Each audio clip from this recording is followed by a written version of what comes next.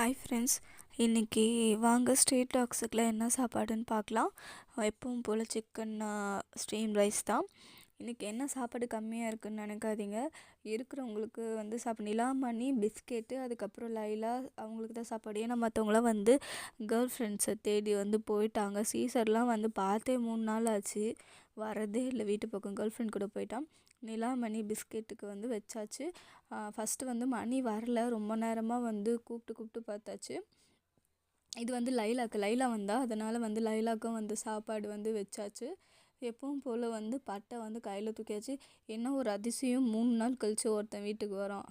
தெட்ட யாருன்ட்டு சீசருக்கும் சாப்பாடு வச்சாச்சு. அவனும் சாப்பிட்டுட்டான். மணி லேட்டாக வந்தான். மணிக்கு சாப்பாடு எடுத்து வச்சு மணிக்கும் கொடுத்தாச்சு. அதுக்கப்புறம் நிலா காலில் யாரோ என்ன ஆச்சுன்னு தெரில, எப்படி அடிபட்டுச்சுன்னு தெரில. பார்த்தீங்களா, அந்த கரெக்டாக காலில் இந்த எலும்பில்